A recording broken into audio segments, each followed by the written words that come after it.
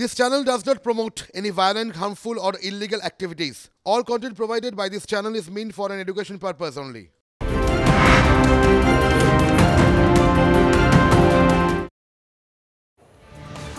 দেখছেন টিভি9 বাংলা, রয়েছে আমি শুভজিৎ মিত্র। ঘড়ির কাঁটা বলছে 11:30। আসুন পরপর কয়েকটা গুরুত্বপূর্ণ খবরের দিকে নজর রাখি। পিসিআর কে বলবো বিগলে দেখানোর জন্য যাবো একে একে।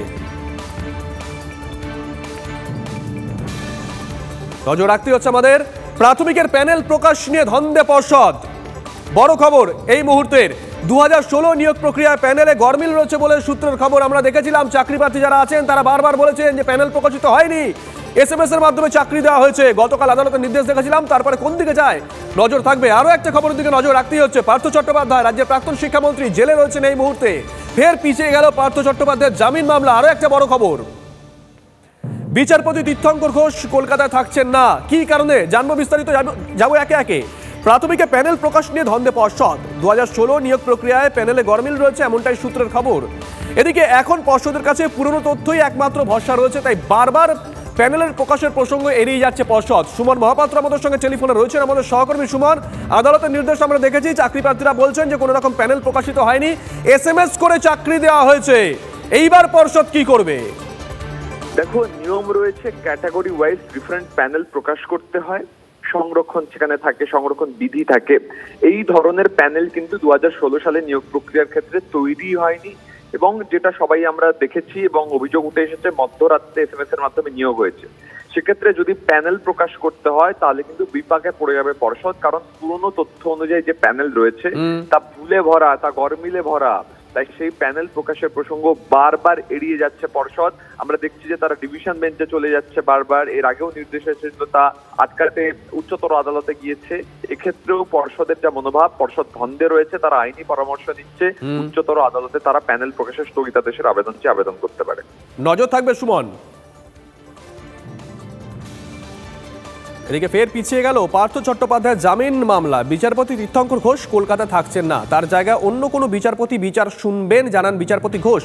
এরপরেই মামলা পিছিয়ে দেওয়ার আর্জি জানান পার্থ চট্টোপাধ্যায়ের আইনজীবী।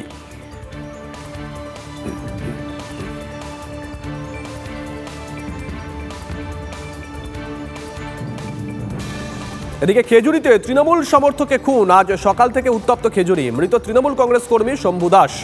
বিজেপির বিরুদ্ধে খুনের অভিযোগ করেছে শাসক দল।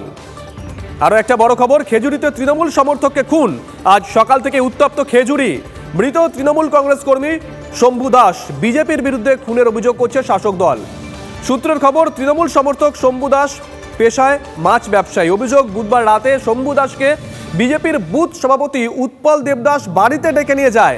তারপর থেকে নিখোঁজ ওই তৃণমূল কংগ্রেস কর্মী। কনিষ্ক আমাদের সঙ্গে রয়েছেন টেলিফোনে, আমাদের সহকর্মী। কনিষ্ক, ঠিক কি ঘটেছে আরেকটু বিস্তারিত জানতে চাইবো। দেখো, যেটা জানা যাচ্ছে, তৃণমূল অন্তত এমনটা অভিযোগ করছে, খেজুরি 2 নম্বর ব্লকের পশ্চিম ভাঙনবাড়ি, যেটা তালপাটি কোস্টাল থানার অন্তর্গত, সেই এলাকায় খেজুরি থানার অন্তর্গত শম্ভু দাস, তার বয়স 42 বছর। তিনি এলাকার সক্রিয় তৃণমূল কর্মী, দীর্ঘদিন ধরে এলাকায় তৃণমূলের আন্দোলনটা করছেন বলে এমনটাই তৃণমূল নেতৃত্ব দাবি করেছে। গতকাল বিজেপির বেশ কিছু নেতৃত্ব ওই পশ্চিম ভাঙনবাড়ি এলাকায় বৈঠক করতে গেছিল। বৈঠকের পরেই এই তৃণমূল কর্মীকে খুঁজে পাওয়া যাচ্ছে না বলে এমনটাই তার পরিবারের লোকজন এবং তৃণমূল নেতৃত্ব দাবি করে। গভীর রাত্রে তাকে বাড়ি থেকে তুলে নিয়ে যাওয়া হয় এবং স্থানীয় একটি বুথ সভাপতির বাড়ি থেকে রক্তাক্ত কিছু জামা কাপড় সহ বেশ কিছু সামগ্রী পাওয়া গেছে। সেই সামগ্রী এবং জামা কাপড় ইতিমধ্যেই খেজুরি থানার পুলিশ সংগ্রহ করেছে এবং দেহটিকে পশ্চিম ভাঙনবাড়ির একটি পরিত্যক্ত বাঁশ জঙ্গলের ভেতরে একটি পুকুর থেকে উদ্ধার করা হয়েছে। সমগ্র ঘটনা ঘিরে বিজেপি তৃণমূল দুই পক্ষে চাপানুতপ্তি রয়েছে। নজর রাখো।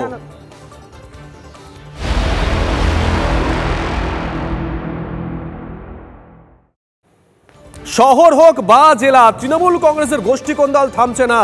দেখাবো দুটো খবর একসঙ্গে। দেখুন বলাগড়ের ছবি। ভাঙচুর নিয়ে রুনা খাতুন, তার বিরুদ্ধে তোপ দেখেছেন তৃণমূল কংগ্রেস বিধায়ক, বলাগড়ের বিধায়ক মনোরঞ্জন ব্যাপারী। বলাগড়ের বিধায়ক মনোরঞ্জন ব্যাপারী, জিরাটের অফিস ভাঙচুর করা হয়েছে, ছবি আমরা দেখেছিলাম। তিনি বলছেন রুনা খাতুন, তার স্বামী এবং তাদের দলবল এই ভাঙচুরটা করেছে। অন্যদিকে রুনা খাতুন তিনিও থামার পাত্রী নন। এই মুহূর্তে কোন্দল চরমে উঠেছে। বিধায়কের অফিস ভাঙচুরের অভিযোগ উড়িয়েছেন জেলা পরিষদ সদস্য রুনা খাতুন। যাবো একে একে। দলের প্রভাবশালী দম্পতির বিরুদ্ধে মুখ খোলার পরেই বলাগড়ের তৃণমূল বিধায়ক মনোরঞ্জন ব্যাপারীর পার্টি অফিস ভাঙচুর, হামলা এবং ভাঙচুরের জন্য ফেসবুক পোস্টে জেলা পরিষদ সদস্য রুনা খাতুনকে দোষারোপ করলেন বিধায়ক। এবার পাল্টা দেওয়ার পালা, হুঙ্কার দিচ্ছেন বিধায়ক। খেলা জমবে বলছেন একজন নির্বাচিত বিধায়ক। গভীর রাতে হুমকি পোস্ট মনোরঞ্জনের, সকালে ফের পোস্ট বিধায়কের। মনোরঞ্জনের অভিযোগ, তৃণমূল যুবনেত্রী রুনা খাতুন এবং তার স্বামীর অনুগামীরা তার অফিসে ভাঙচুর চালায়। ভাঙা হয় দরজা, জানলা, ছুঁড়ে ফেলা হয় অফিসে টানানো তৃণমূল সুপ্রিমো মমতা বন্দ্যোপাধ্যায়ের ছবি। মনোরঞ্জন ঘনিষ্ঠ পঞ্চায়েত সদস্যের বাড়িতেও হামলার অভিযোগ। শাসক কোন দলের মধ্যেই বিজেপির নামে বলাগড় বিধানসভায় উপনির্বাচন চেয়ে বেশ কয়েকটা পোস্টার পড়েছে।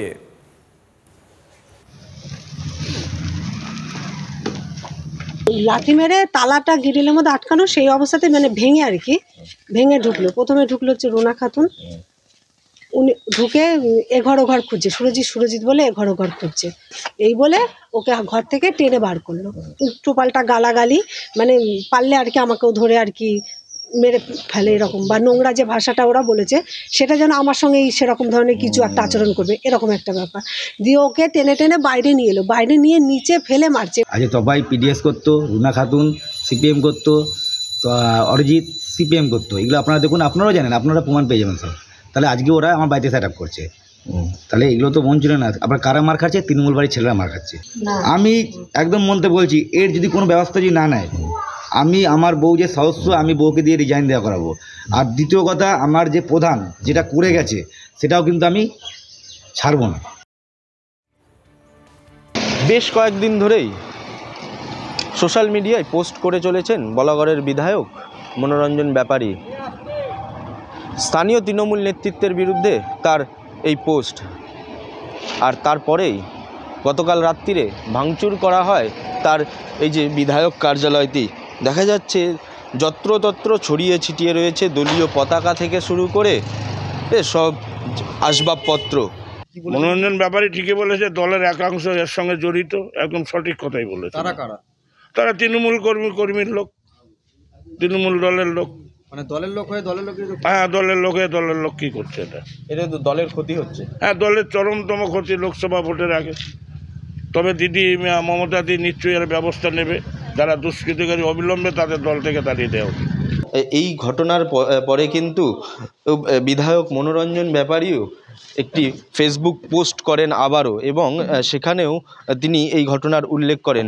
তবে এই মুহূর্তে বিধায়ক এখনও এসে উপস্থিত হননি ঘটনাস্থলে। তবে যার বিরুদ্ধে অভিযোগ সেই রুনা খাতুন, তিনিও এখনও অবধি কোনো মন্তব্যই করেননি এই বিষয়ে। হুগলির বলাগড় থেকে ক্যামেরায় সুজয় মুখোপাধ্যায়ের সঙ্গে আশিক ইনসান, TV9 বাংলা। শুনলেন তো বিধায়ক কার বিরুদ্ধে অভিযোগটা করেছেন? রুনা খাতুন, জেলা পরিষদ সদস্য, তিনি অভিযোগ উড়িয়ে দিয়েছেন। এবার বিধায়কের বিরুদ্ধে আইনি পদক্ষেপের হুঁশিয়ারি রুনার। কুরুচিকর ভাষায় আক্রমণের অভিযোগে মামলা করার হুমকি, থানায় তৃণমূলের জেলা পরিষদ সদস্য। প্রথম কথা হচ্ছে, এই লোকটার সম্পর্কে আমার কথা বলতেও ঘেন্না করছে বর্তমানে, কারণ উনি ফেসবুক পোস্ট করতে করতে দিশেহারা হয়ে বেহুশ হয়ে গেছেন। রাজ্য রাজনীতির টাইম লাইনে থাকার জন্য আমাকে ব্যক্তিগত কুরুচিকর আক্রমণ করছে, এবং এখন ওনার কার্যালয় ভাঙা নিয়ে যেটা বলছে, উনি এসে খোঁজ নিই যে উনি জনগণের সাথে কি কি করে রেখেছে, কার থেকে কি করে রেখেছে, কি টাকা নিয়ে রেখেছে, পয়সা নিয়ে রেখেছে, মানুষকে আশ্বাস দিয়ে রেখেছে। জনগণের স্বতঃস্ফূর্ত বিক্ষোভ নয় তো, সেটা ভালো করে খোঁজ নিই, কারণ আমাদের এত নিম্ন রুচি হয়নি যে ওনার কার্যালয়, আর যে কার্যালয়ের কোনো অস্তিত্বই নেই, কোনোদিন বসেই নি, উনি বলাগড় মাসিকে কি পরিষেবা দেবেন? যে উনি তো একটা নারীর কোল থেকে, গর্ভ থেকে জন্ম নিয়েছেন, তাহলে উনি একটা নারীকে এই ভাষায় কি করে আক্রমণ করতে পারেন? আমি আইনের দ্বারস্থ হচ্ছি।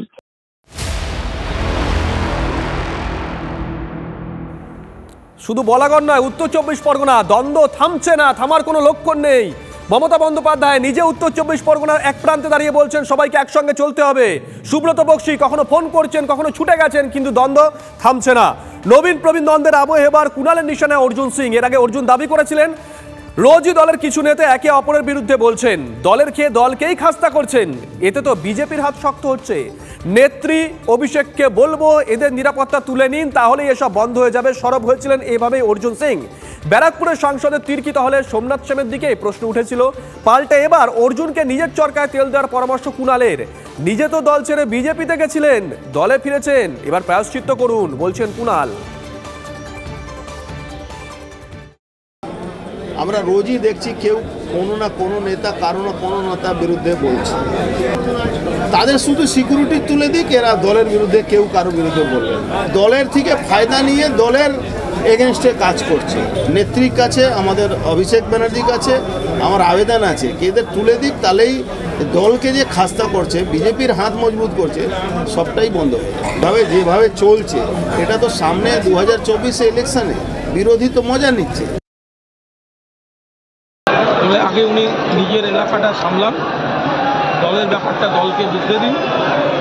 যখন ভোটের আগে বিজেপিতে চলে গিয়েছিলেন তখন তো দলের প্রতি দরদ ছিল না, তো সুতরাং যে দলটাকে ছেড়ে একবার গেছিলেন ফিরে এসছেন, প্রায়শ্চিত্ত করুন, তার বেশি কথা বলতে যাবে।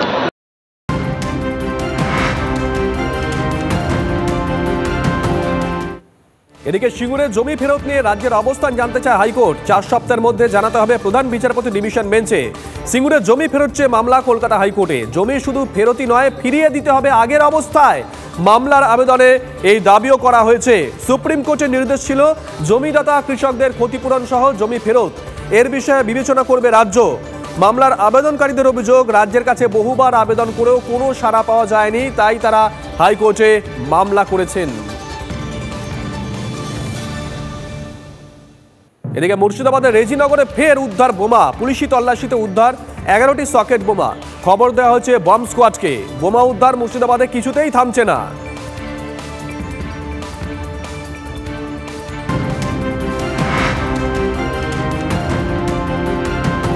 এদিকে 1.5 বছর পর টিটাগড় খুনে গ্রেপ্তার 3। গোবিন্দ যাদব খুনের ঘটনায় তার আত্মীয় রমেশ রাজভর, আমান রাজভর এবং রাজাকে গ্রেপ্তার খড়দা থানার পুলিশের। 2022 সালের 23শে জুন টিটাগড়ের লক্ষ্মীঘাট এলাকায় সম্পত্তিগত বিবাদের জেরে গোবিন্দ যাদবকে বাড়ির ছাদ থেকে ফেলে খুনের অভিযোগ ওঠে তার আত্মীয়ের বিরুদ্ধে। ঘটনায় অভিযুক্তদের বিরুদ্ধে অনিচ্ছাকৃত খুনের ধারায় মামলা রুজু করেছে পুলিশ। গতকাল হাইকোর্টে এই মামলায় তিরস্কারের মুখে পড়তে হয় ব্যারাকপুরের পুলিশ কমিশনার অলোক রাজোরিয়া ও খড়দা থানার ভারপ্রাপ্ত তদন্তকারী অফিসারকে। কেন খুনের ধারা যুক্ত করা হয়নি, তদন্তে গাফিলতি কেন, প্রশ্ন তোলেন বিচারপতি। অবশেষে খুনের অভিযোগে গ্রেপ্তার 3।